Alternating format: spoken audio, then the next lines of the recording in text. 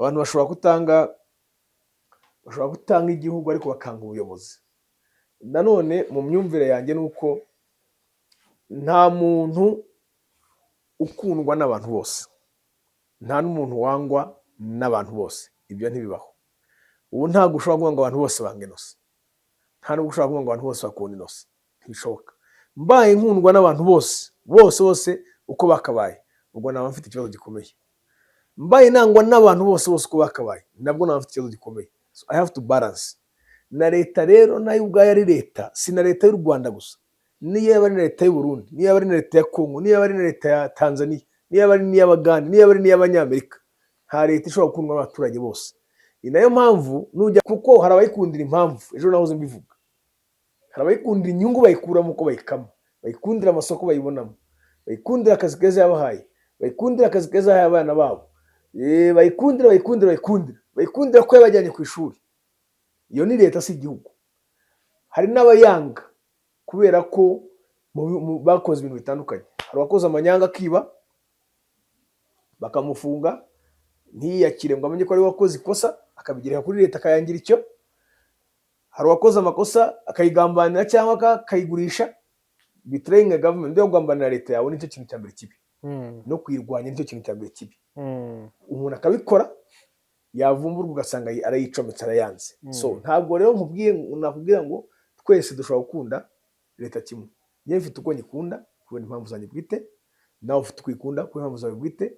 Umuntu aza kubwira ati njye nkunda Inkotanyi, zansanze mu gishanga aho interahamwe zari zaranjugunye, zinkuramo, ziranjyana, zirankarabya, ziramvura, ziranyambika, ziranyoza, zimvura ibisebe n'ibikuba nari mfite, none ndiho kubera Inkotanyi. Uwo nguwo abatanze ubuhamya ku giti cye nk'uko azikunda. Undi azakubwira ati igihe zamvanye Zambia, zintegera indege, zingeza i Kigali, zinjyana ku ishuri, ndiga, mbaye muri Kigali nko haratekereza ko nahava. Uwo ni Innocent. Ibindi bihugu nzi, twagiye tubona abakuru b'ibihugu cyangwa amashyaka ariho akiyamamaza yemerera abaturage ibikorwa remezo byiza n'ibindi, baba bakigera ku butegetsi bakabyibagirwa, bagakora biri opposite. Aho ngaho nicyo cya mbere buriya navuga ngo Inkotanyi zatsinda igitego cy'umutwe. Ntabwo bigeze bata umurongo batangiyeho. Ubumwe bw'Abanyarwanda, gucyura impunzi, wabonye ko zagiye zitaha mu byiciro bitandukanye, natwe twese turimo dutaha, ku bubanyi n'amahanga, wabonye ibihugu bibanye n'u Rwanda uyu munsi zose uko ari 10 zisobanuye. Kuvuga rero ngo bariya abantu baza kurwanya leta y'Inkotanyi bizabagora cyane kandi biranabagoye cyane, kubera ko imiyoborere y'Inkotanyi nicyo kintu burya abantu bagomba kujya bitondera. Buriya gihe maze kuzitondera cyane ndazi. No mu cyumweru gishize bari kuwa gatatu, bari kuwa kabiri, hari umuntu wanyandikiye ariko ushaka ibyo bintu uri kwigira ngo ingoma igiye guhinduka uzajya hehe. None nahuriye n'umuntu w'umunyarwanda muri iyi Kigali, bahuriye ahantu tugiye gufata akantu, aransuhuza ati ntasoni, ntabwo bugira, ati biriya bintu uvuga, ati kubona ingoma ya Kagame igiye kwirima urabigenza uturajya hehe. Ntabwo nzajyana nawe.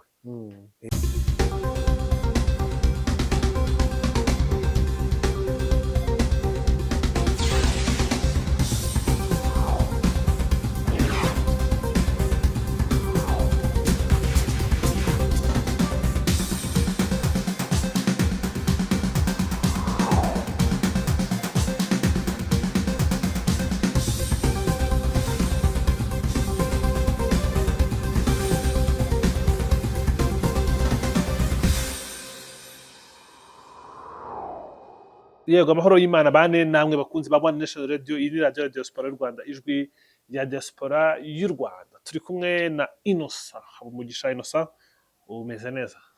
Yego bwana Abdou, umeze neza cyane. Ndagushuje kandi suje abakunzi ba One Nation Radio aho baba baherereye hose, haba ari muri Leta Zunze Ubumwe za Amerika, USA, Europe, Africa, ibihugu bya Afrika, aho n'u Rwanda ruherereye, Australia, umugabane w'Uburayi, mu Bushinwa, ndetse ku mugabane wa Aziya, China, Japan, India, Pakistan, abari muri bihugu bose turabasuhuje kandi turabakunda. Urakoze cyane. Ni byiza cyane kuganira nawe. Ni ingingo kandi tuba dufite zo kuganira, hari ibyo tuba twaraganiriye mu minsi yatambutse, hari n'ibishyashya byo kuganira, ariko nyemerera twongere tuganire ku byo twaganiriye mu minsi ishize, ubwo twavuga ku bibazo bihari mu Rwanda ku bantu bavuga ibitekerezo byabo bitandukanye bikaba byavamo ibindi cyangwa byerekana ibindi bintu bibirimo. Twari twavuze kuri Sadati Munyakazi ibyo yari yavuze kuri Dr Rusa, nawe agendeye kuri Dr Rusa yari yavuze, tunakomeza no kuri Karegeya Omar Jean Baptiste nawe wari wavuze ku bijyanye n'ibyo Sadati yavuze avuga kuri Dr Rusa. Hari ibitekerezo bitandukanye byatanzwe, ariko mbere y'uko tureba ku bitekerezo by'abantu bagiye bavuga, Karegeya Omar Jean Baptiste nyuma y'uko abantu rwose batamuvuzeho ibintu bitandukanye, yagiye mu ruhame rwose asaba imbabazi, avuga ko hari byinshi bihari bijyanye n'umurongo utandukanye n'abantu babyumva, kuko hari abantu batwara ibintu mu murongo wenda utajyanye. Gusa yavuze ko niba hari umuntu byakomerekeje abisabira imbabazi. Reka twumve Karegeya amasegonda make. njyewe ntibakwirwa babimbuza kuba ko sinabitinyuka. Yego. Nubura nahariya nyine nuko byaba bishamikiye kuri ibyo, ntabwo nategereza ko babimbuza, nabyibuza. Sibyo? Yego. Nabyibuza. Ariko amadosiye menshi y'abantu bari mu nkiko, Yego. Karasira, Damange, Rashidi birimo bishamikiye. Yego. Birimo pe. Birimo. So rero ntabwo wasize urwo rubanza ngo ubure kuba wanyerera. Yeah. Yes. Ngugwe ku ngingo ihura itavugwaho rumwe. Yego. Yego.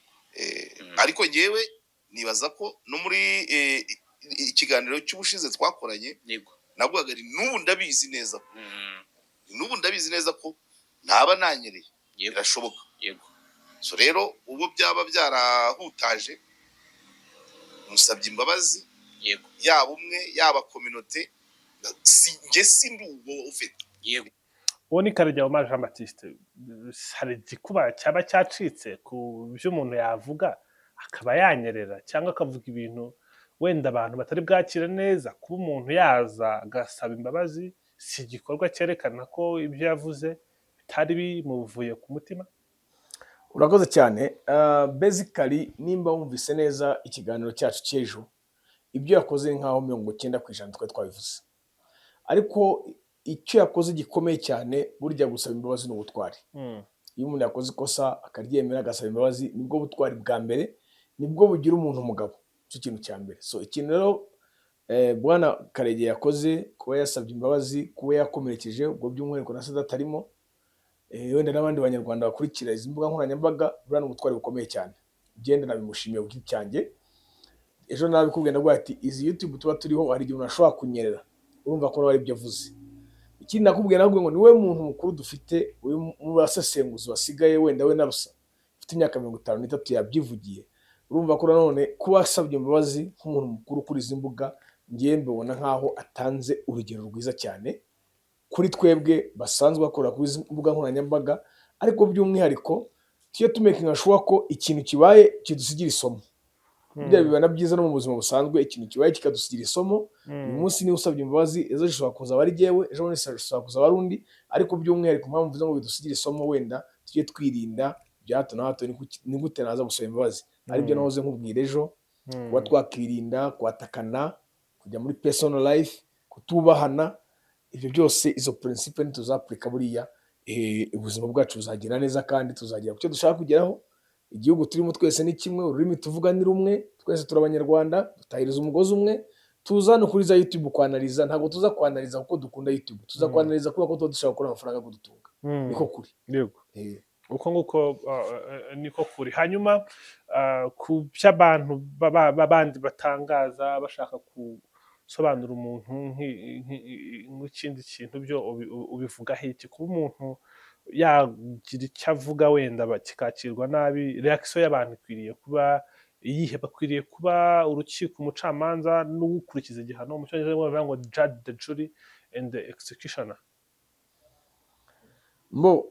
Kuri icyo iyo uvuze ngo abantu navuga ngo collectively, buriya abantu ni benshi kandi buri muntu ku giti cye aba afite amarangamutima ye, aba afite uko yumva ibintu ku giti cye bitewe na background ye, uko yakuze, uko yabayeho, uko yarezwe, sosiyete abamo, ni ibintu byinshi. cyane cyane nka sosiyete yacu nk'abanyarwanda iraremereye cyane, kuko ni sosiyete yanyuze mu bibazo byinshi, haba ari imbere ya jenoside yakorewe abatutsi, Yego. haba ari na nyuma, hagiye habamo ibintu byinshi bitandukanye byataka ku buzima bw'igihugu, byataka ku buzima bw'abantu buri individual, byataka no ku miryango direct, bibataka directly. So ugasanga rero ni sosiyete irimo abantu bafite akababaro kenshi gatandukanye mu buryo butandukanye. Hari uzakubwira ati njyewe mbayeho nawe wenda kubera ingaruka jenoside yakorewe abatutsi yangizeho, nasigaye jyenyine. Hari uzakubwira ati njyewe sinabashije kwiga kubera izi mpamvu, ibintu byinshi. Rero kubera izo mpamvu sosiyete yacu iri very fragile. Niyo mpamvu n'ibi biganiro dutanga, iyo abantu bagiye kureactinga bareactinga mu buryo butandukanye. Hari ushobora kuza ntuka, hari ushobora kuza nshima, hari ushobora kuza ngira inama, baranyandikira mu gikari bakangira inama, ubutaha uzabigenze gutya, ibi gutya, cyangwa se hari amakuru wibeshye muri bavuze, people do it. So kubera rero navuga amateka y'igihugu cyacu, harimo abantu dufite feelings zitandukanye. Harimo abafite feelings z'umujinya kubera amateka banyuzemo, harimo abafite feelings z'ubugome, harimo abafite feelings z'ibyishimo, hari n'abandi n'ibindeba.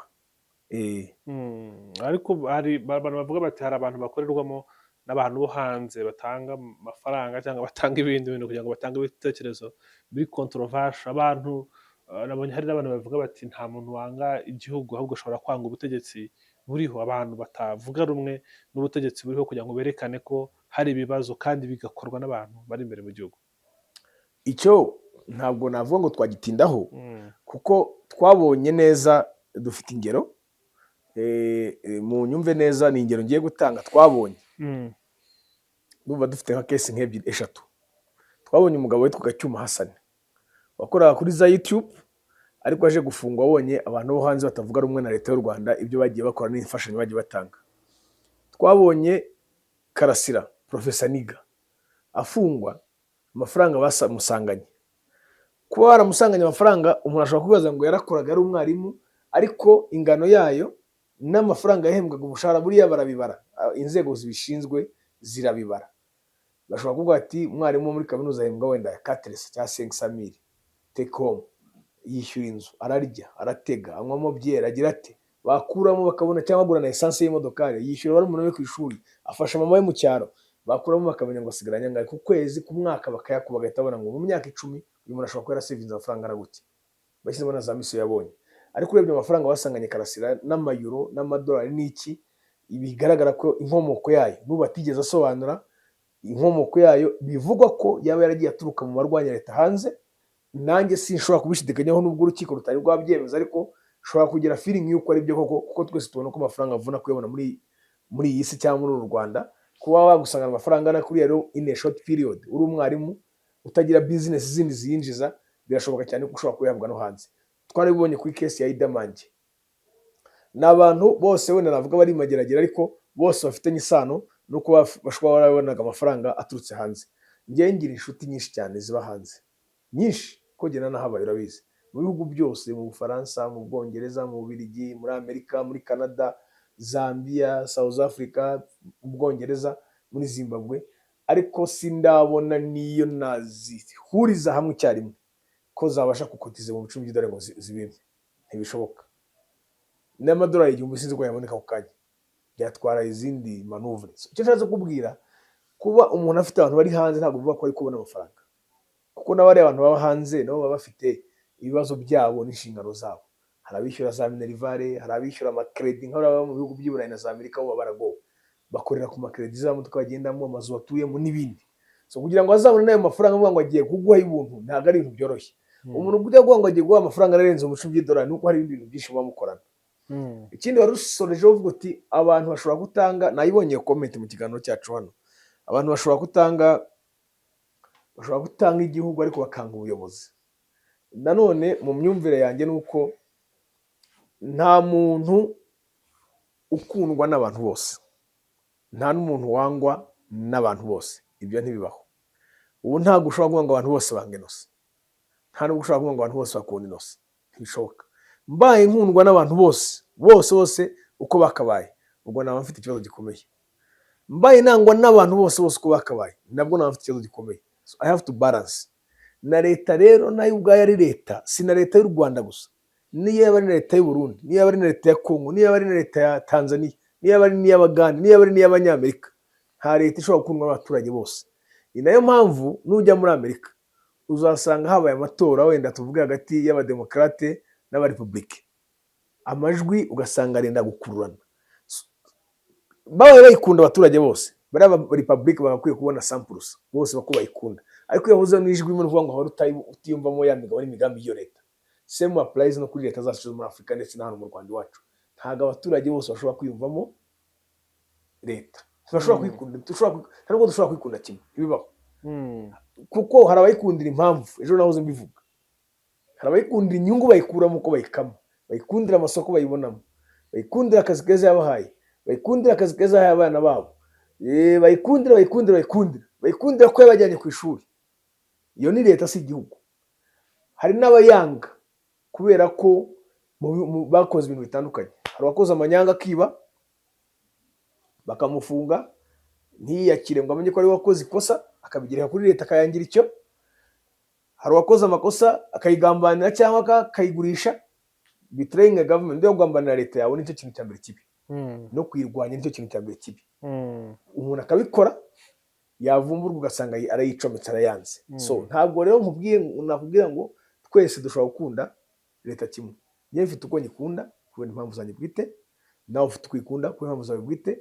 Umuntu aza kubwira ati njye nkunda inkotanyi zansanze mu gishanga aho interahamwe zari zaranjugunye, zinkuramo, ziranjyana, zirankarabya, ziramvura, ziranyambika, ziranyoza, zimvura ibisebe n'ibikuba nari mfite, none ndiho kubera inkotanyi. Uwo nguwo abatanze ubuhamya ku giti cye nk'uko azikunda. Undi azakubwira ati igihe zamvanye Zambia, zintegera indege, zingeza i Kigali, zinjyana ku ishuri, ndiga, mbaye muri Kigali nko haratekereza ko nahaba. Uwo ni Innocent. Uwo nawe arashima ku giti cye.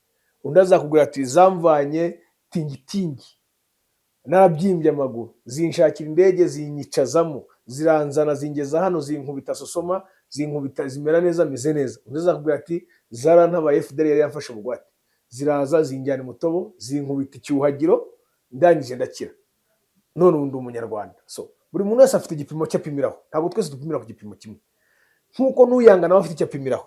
Ngiye kubura ngo abanyarwanda bose bakunda leta y'inkotanyi, nawe ngiye kubeshya, nawe ngiye no kubeshya abadukurikira, nanjye nawe ngiye kwibeshya. Ariko ngiye kuvuga ngo bose barayanga, ngo twese turayanga, nawe ngiye kubeshya, nanjye nawe ngiye kwibeshya. Buri muntu wese afite uko abyumva n'uko abibona. Uwo ni Innocent ubibona gutyo.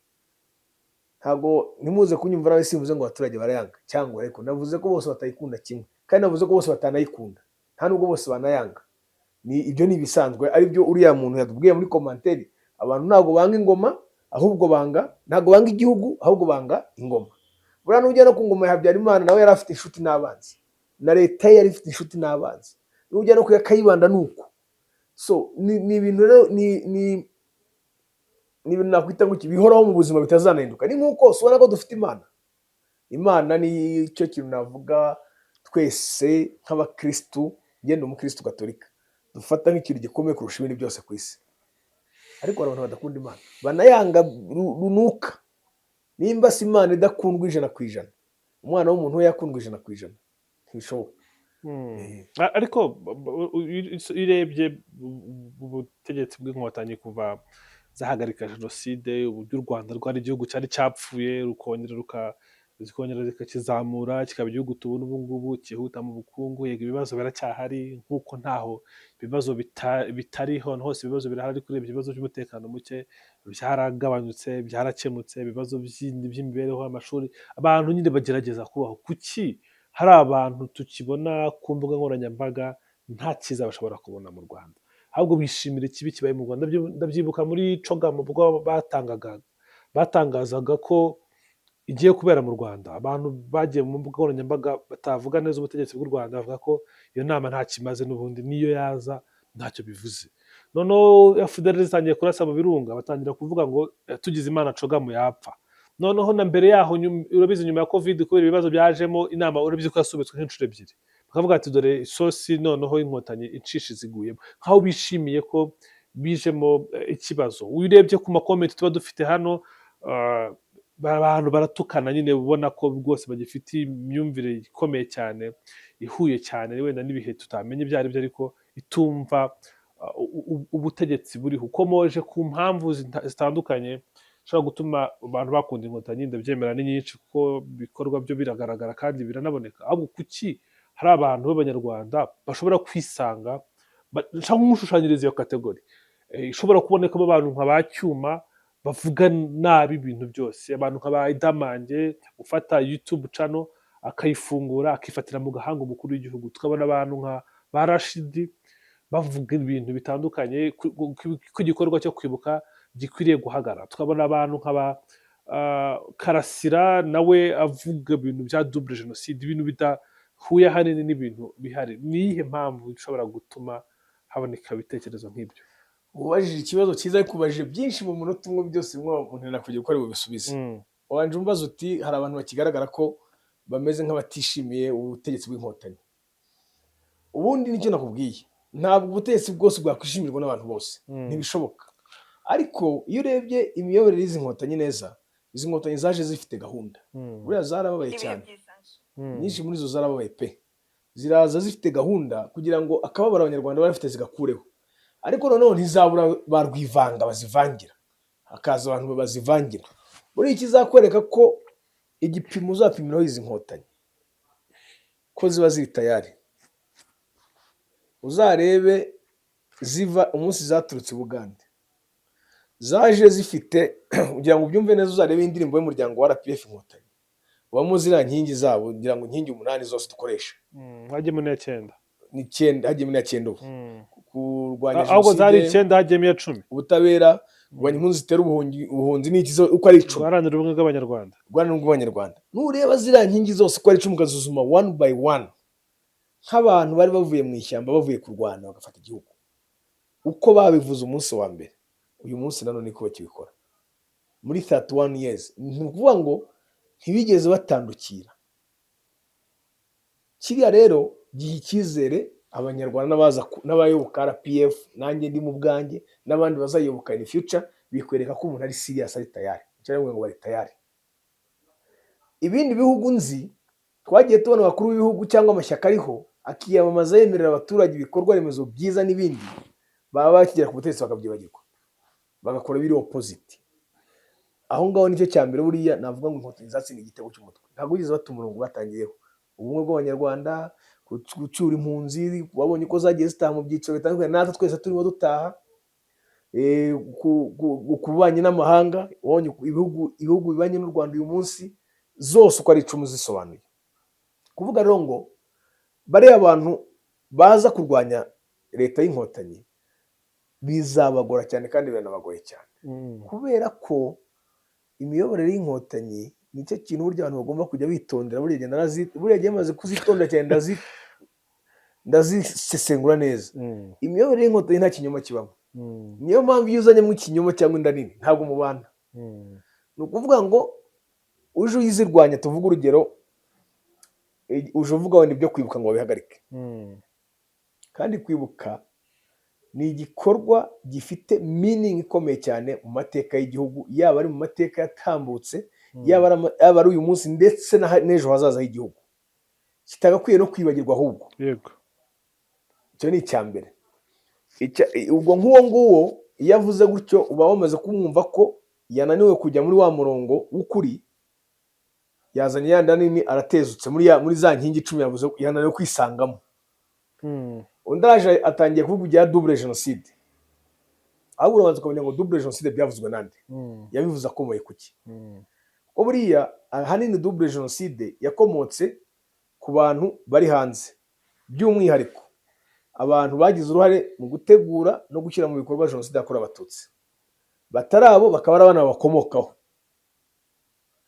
babigizemo uruhare rukomeye cyane batangira double genocide ariko nk'umuntu wize amategeko genocide ifite uburyo isobanurwamo ifite n'uburyo yemezwa kugira ngo yitwe ko genocide yakorewe abatutsi iremewe ntabwo ari umuntu umubyuka ngo yemere collective ari processes binyuramo bigasuzumwa so uwavuze double genocide ari uwavuze guhagarika igikorwa cyo kwibuka ari uwavuze ngo watatse nyakubahwa perezida wa repubulika ahamagara afande James numva nimba nibuka neza ngo natabare, bariya abantu batatu bose ibintu bakoze byarantangaje byaranantunguye, sinari nzi ko umuntu yakora biriya, ariko bambabarira n'abantu njye nabonye ko bashobora kuba bafite ikibazo cyo mu mutwe, kuko ntabwo umuntu muzima yakwiterura. Nkoze biriya ni uguhita nerekeza ya Nyabarongo, sinakwirwa ntegereza ko ari ibihamagara. Ntabwo umuntu muzima yakwiterura ngo yitereke mu byo ntekereza byose. Yase waba wanyweye kira, yaba ari suruduwire, yaba ari akanyanga y'Ubugande, wakwiterura ngo witereke uvuge nk'amagambo yavuze Damange. Abantu barashoboye. Witerure witereke uvuge nk'ari amagambo yavuze Cyuma cyangwa yavuze Karasira. So bariya rero ni bake, ariko wibuke ko abanyarwanda turi miliyoni 14 ziri mu Rwanda, current imibare igaragaza abantu batatu muri miliyoni 14 bavuze biriya, nta gitangaza none cyaba kirimo, kuko nanone twese ntabwo twagira opinion zimwe. Nta muryango utagira ikigoryi. Ni ukuvuga ngo umuryango wacu nyarwanda iyo tubonyemo abantu nk'abariya uba wajwemo n'ibigoryi, cyo tugomba kucyemera. So abantu nk'abariya rero igihe bafashwe, mbere yuko banahanwa bajye banajyanwa no kwa muganga barebe n'ikibi bateye n'iki. Hari n'igihe ushobora gusanga banabiterwa n'uburwayi cyangwa na za background zabo, ugasanga ujyanye uriya ariko usigaye inyuma cyangwa usigaye hanze niwe mubi, agasigara byica n'ubundi. Ariko ikindi cya kabiri abantu bagomba kujya bazirikana, buriya jenoside ni icyaha cy'ubugome, cyo twita felony, ni icyaha kidasaza.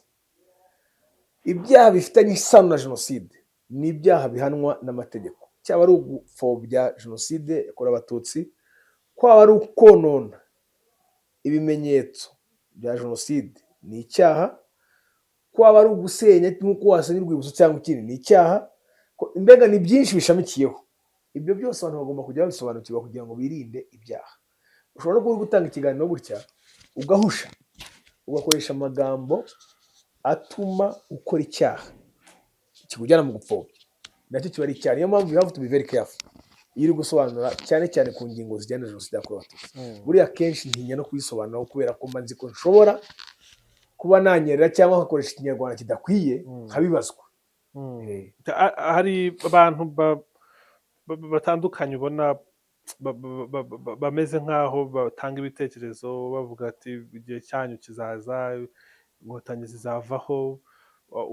Ubabwira iki zibonye uko zimeze, ubuyobozi bwazo, umuyobozi ubayoboye, ni ikihe cyizere ubaha? Hari igihe kijya kibaho rwose abantu bakaza, abantu bake badafite n'imbaraga bakaza bakaba baharanira imbaraga bakazibona mu buryo bumwe cyangwa ubundi, ariko icyizere cyabo kuri abo ngabo ni ikihe?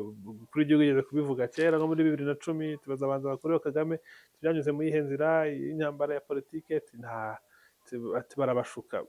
Wowe ubabwira iki nyuma y'imyaka ingahe? Ibyo genda nabibwirwa 2025. ibyo genda nabibwirwa direct. Impamvu babikubashije nuko bananyuze mu dukomenti hano muri doze no mu cyumweru gishize bari kuwa gatatu bari kuwa kabiri hari umuntu wanyandikiye ariko ushaka ibyo bintu uri kwigira ngo ko ingoma igiye guhinduka uzajya hehe. none nahuriye n'umuntu w'umunyarwanda muri iyi Kigali, bahuriye ahantu tugiye gufata akantu, aransuhuza ati ntasoni, ati ntabwo bugira, ati biriya bintu uvuga, ati kubona ingoma ya Kagame igiye kwirima urabigenza turajya hehe? ntabwo nzajyana nawe. Uretse kwitaye guhirima ako bivuga baba bagendera nko kuki. Wewe wafata umusozi wa Jari ukavuga ngo ugiye kuwuhirimisha, cyangwa umusozi wa mu Kigali ugiye kusunika, cyangwa Rebero ngo ugiye kwisunika igwe.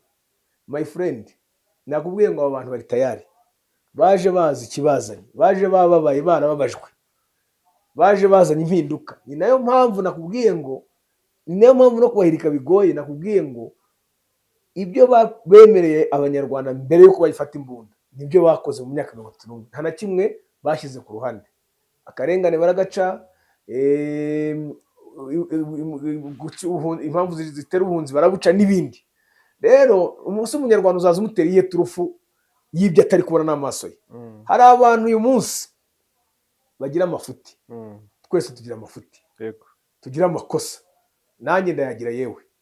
Ugasanga ukoze ikosa riguta mu cyaha kiri bugujyane mageragere, wagera imageragere cyangwa wafungwa bati ntimubona, bati za nkotanyi ziramufunze. Ntabwo inkotanyi zifunga, hafunga itegeko. Kandi ikindi cya kabiri, nubwo twese twitwa inkotanyi tuba mu muryango wa RPF inkotanyi, buriya iyo ufunzwe wenda banyuriremo gakeya muri procedure kugira ngo ntafungwe, ndaguha iminota mikeya wenda kugira ngo abakunzi bacu batarambirwa.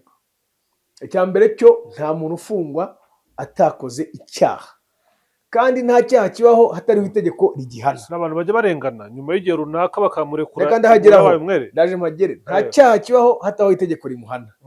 Ni ukuvuga ngo tugira inzego zashyizweho n'ubuyobozi, zishyizweho n'itegeko, zikurikirana ibyo byaha cyangwa abanyabyaha. Habaho RIB, habaho prosecution, hakabaho n'urukiko. Ubugenzacyaha, ubushinjacyaha n'urukiko. RIB ni ubugenzacyaha. Buriya RIB ifite uburyo ibonamo amakuru. Ishobora kubona amakuru ari uko uwahohotewe agiye gutanga ikirego, ishobora kubona amakuru biturutse kuri abo bapolisi cyangwa abaturage ubona bagenda mu muhanda bakabona ibintu bakagenda bakabivuga ati hari ikintu kiri kubera hariya. Ishobora kubona amakuru binyuze kuri telefone, umuntu ahamagayeyo kuri iriya mirongo batanga yitwa hotline, akabahamagara akabaha amakuru. Ayo makuru bayabona bakagenza uwo muntu ukekwaho cyangwa icyo cyaha. Buriya RIB ifite mandate gukumira, kugenza, icyo bita prevention na investigation, ngira ngo ni mandate eshatu. Iyo rero isanze wenda tuvuge mucambuzi hari ikigiye kumukurikiranaho, iramuhamagara ikamubaza, akisobanura, ubundi igashaka ibimenyetso. Agashaka ibimenyetso bijyanye n'icyo cyaha yarezwe, akareba n'itegeko rimuhana. Buri cyaha kigira element eshatu, icyo bita moral element, legal element na material element. Ubugenzacyaha akareba ko izo element zose zirimo. Legal element ni itegeko n'ingingo igenga icyo cyaha. Moral element ni ubushake bwo kuza gukora icyo cyaha, imigambi wagize nuko wagiteguye. Hanyuma material element ni nk'ibikoresho byaba byarakoreshwa mu gukora icyo cyaha. Nimba waraje gutobora hano inzu, bakareba nimba wari ufite itindo cyangwa ipiki, ubwabyo kuba warafashe ipiki ukaza saa 8 z'ijoro, iyo bibaye moral element kuko wari ufite intention zo kuza gukora icyaha.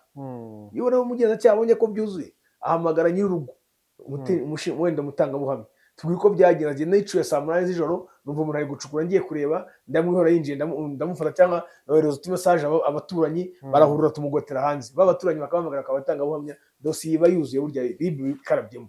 Kandi nayo ntirenze iminsi 5 igufite, ikakohereza muri parike. Parike nayo irareba bya bindi RIB yohereje ikabiverifya, kuko umushinjacyaha we buriya noneho afite ibintu bibiri bimureba cyane, icyo bita burden of proof, kujya kwemeza urukiko ko ibyo bakorega ari byo. Noneho akagira n'icyo bita discretion powers, ashobora kuba yanakurekura asanze dosiye nta kintu kirimo. Ko noneho we nawe akaguma kumara iminsi 5, akakuregera iki? Urukiko. Umucamanza akazakujyana wenda, kuko wenda urana ubyanga kutibye, ushobora kugenda uburana wemera ko bagufatiye mu nzu wacu direct mu mizo gahita bakujyana bagerageza, cyangwa ushobora kugenda uhakana uvuga uti ariko giye bamfatiye ahandi hantu mu kabari baraza baranteka, ukagenda ubihakana. Icyo gihe bakakuregera urukiko rw'ibanze, primary court, ukaburana icyo bita detention, ya minsi 30 bajya bavuga cyane abantu. Iriya minsi 30 nayo rero abantu babyumve neza, buriya nayo burya igendana n'ubwoko bw'icyaha. Ko buriya tugira ibyaha bitatu. Tugira icyo bita petty offense, ibyaha byoroheje bigaruki bitarenze igihano cy'amezi 6, kuva ku munsi wo kugera ku mezi 6. Tukagira icyo bita misdemeanor, kuva ku mezi 6 kugera ku myaka 5. Tukagira n'icyo bita felony, cyaha cy'ubugome, kuva ku myaka 5 kugera ku myaka kuri burundu. Rero detention yo muri petty offense ni iminsi 30 itongerwa. Iyo umushinjacyaha kugejeje imbere y'umucamanza 30 gashira ntacyo akoze, birangira n'ubundi agize ate? Bakurekuye. Ubwo urukiko rurakurekura. Iyo tugeze muri misdemeanor rero, umushinjacyaha afite kuba yajurira 30 jours, yarangira akajurira indi 30 jours mu gihe cy'iminsi 90. Ariko akabanza akagura umucamanza akamwereka ibyo yakoze muri 30 jours yashize. Muri misdemeanor nawe nuko kugera ku minsi ndumva ari 180. So abo uvuga ngo bararengana ngo baba barafunzwe igihe kirekire, ntabwo ariko bigenda, kuko buriya na directeur wagereza wigororero, wenda tuvuge nka Mageragere, yabona umuntu yarafungiwe wenda petty offense, iyo minsi 30 yarashize akaba kirimo, wa muntu baregera urukiko rukamuhamagaza bakureba ko icyo twita illegal detention, bakaba bamurekura. Rero aho nari nkijya, abantu bashobora gufungwa kubera ibyaha byabo. Twese turafungwa, nayo narafunzwe, ariko ntabwo byitirirwa inkotanyi. Umuntu agomba kuba responsible y'ibyo yakoze cyangwa amafuti yakoze. Reka ngushimire cyane Innocent. Urakoze cyane.